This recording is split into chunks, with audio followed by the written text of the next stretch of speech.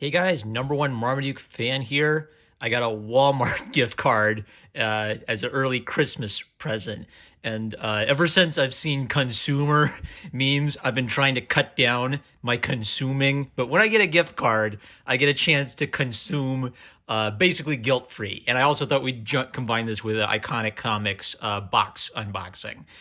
This is going to be like a little bit of a channel update and kind of a preview of things to come. And when I went to Walmart, I finally found the legendary Walmart comics I've been hearing about. I've been hearing about Walmart comics for 2 years. I tried going to all sorts of different Walmarts looking for Walmart comics. I guess the speculators snatched them up, but I finally found them, and I got a bunch of them. I'm going to review Walmart comics for the next year. Running around Walmart, sort of, because I only do it once a year, it's kind of like a life experience now, because it just reminds me of how much I love Walmart and how much I hate Target. This is like a legit psychological thing. Like walking around Target, everything is set up to try to look chic. Everything is trying to say, we're not Walmart. We're like, I got this nice dress shirt at Target. I'm so cool. Oh, look at that end table. I can put it next to the sofa. And Walmart is more, they're both Walmart, but Walmart is honest about being Walmart. So the mentality of Walmart is, heck yeah, we're Walmart. I love Trump. I love America. I love Jesus. I love cheap stuff. We've got a clearance section. It's not organized. It's all cheap. Go get some cheap stuff. That's Walmart, and I love it. All right, so I'll also make some commentary on the comics at Walmart and like how they're packaged, because there's some interesting, neat stuff there. What should I do first? Oh my god. Let's do the Iconic Comics unboxing first, because that's indie comics. I pulled the tape off so you didn't have to watch me struggle with this. Oh gosh, they're in nice boxes too. Okay. I didn't plan for this. Okay, I will unbox those and talk about them. Oh wow, they're in like virgin Black Hops boxes. That's so nice. I recall I got a alternate edition of Walmart Gold Standard, I think, with a variant cover. And I got some indie books that I missed when they were doing their fulfillment campaigns. But Iconic Comics has done their own edition, so I'm going to catch up on some other indie books. Walmart stuff, Scooby-Doo on Zombie Island, because why not? I got a James Patterson graphic novel, because I like to keep my kind of like ear to the ground on like what's being published in kids comics. Christmas card for somebody. Look at me, I'm such a consumer. I don't even know what this show is, but it was at the clearance section, so I got it because it's a cool mobile suit toy. Here we go. Here are the comics. All right. So the theme of this is that there is some controversy specifically about the lateness of Mitch Breitweiser's Red Rooster.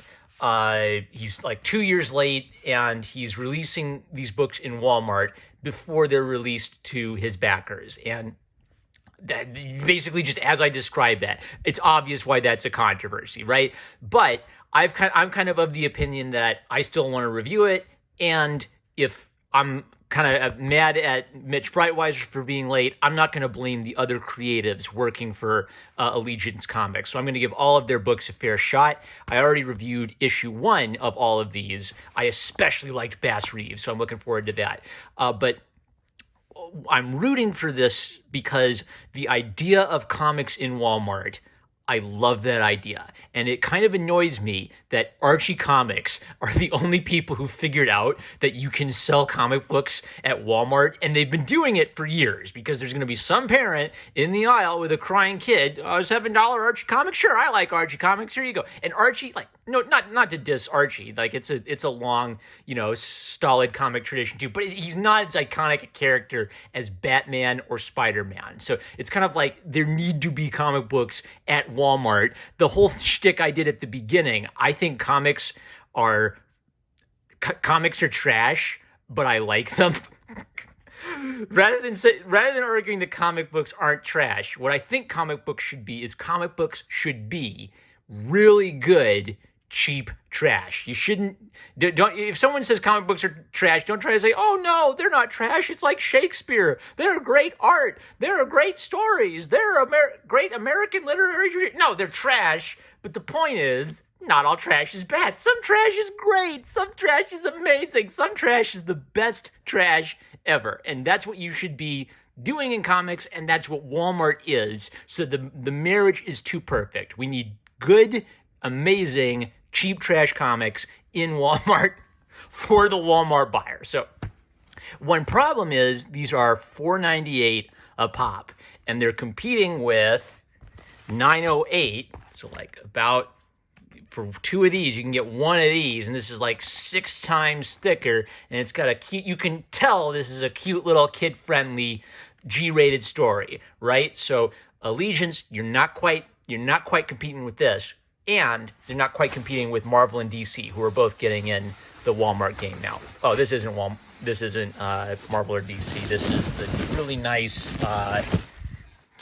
Gosh, I am such a consumer. I even like Harry Potter. What's wrong with me? I've learned nothing from 4chan. I even like Harry Potter, but I love Jim Kay, so I'll check out his illustrations. Okay, let's look at the Marvel and DC comic books. Okay, there are 2 types. So the famous type are the giant Walmart special editions, the 100-page edition. So these are like $4.99 for a 100-page comic.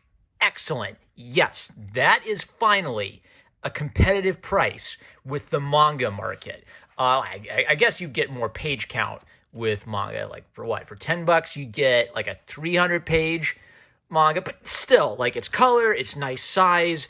It's kind of like on a cheapy magazine-y type of paper. I love it. This is fantastic. I finally found them.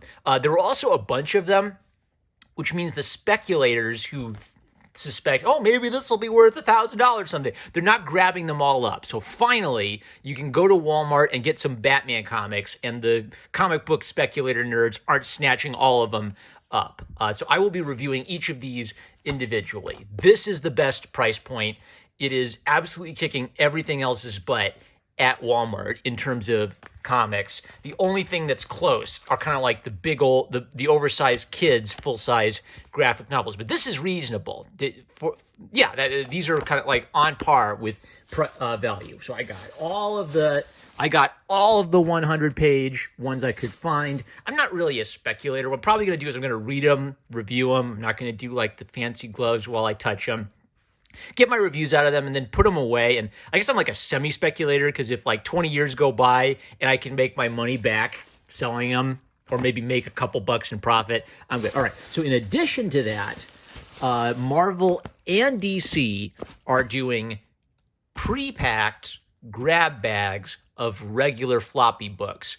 These are about $8.99 a pop. So this is 100 pages. This is 4 24-page comic books. This is the better deal than this. However, compared to the local comic book shop price point, this is a better deal than the local comic book shop. The poor local comic book shops, they're going to get screwed by those. Okay, so $8.99 for 4 comic books. You're buying 2 and getting like 1.5 for free, I guess. You're buying 2.5 and getting 1.5 for free. And DC packages it with a little goofy doofy poster. So I guess if you're like a psycho collector who has to own everything, you'll buy up a whole bunch of these to get the posters. I'm not that psycho. So I just bought one because I knew I would like Batman Adventures. Marvel's trying to compete with this. They're also doing the $8.99 price point, but it's 3 comic books versus 4 comic books. So this wins on bang for buck. No poster, cool little special extra thing that makes it nice. The last missing ingredient is Marvel is not showcasing its flagship characters. Almost every single DC 4-pack featured Batman or Superman or Wonder Woman or the Flash. There were some other like secondary characters like Swamp Thing, but overwhelmingly, if you flip through it, Batman, Wonder Woman, the Holy Trinity, and Flash, basically they know who their top-selling characters are. So 9 out of 10 packs feature their top-selling characters.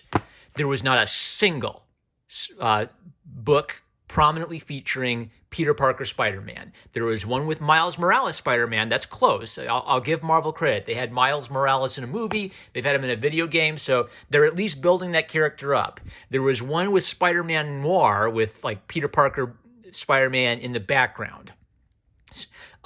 Except maybe for Iron Man. Spider-Man, I think, is the only Marvel character that competes with the sort of 6-year-old identifiability. Every 6-year-old sees Batman and they say, "It's Batman! It's Superman! It's Wonder Woman! It's the Flash! I love the Flash!" And very few Marvel characters have that iconic status. Spider-Man has that iconic status. You can imagine a 6-year-old screaming, "Spider-Man!" and being excited by Spider-Man. There is no excuse to not have, like, however they bag these, they should make, if the other two are crap, you should make sure a Spider-Man book is at the front of whatever crap you put behind. I got Ultraman because I don't know anything about Ultraman and I'm vaguely interested in him.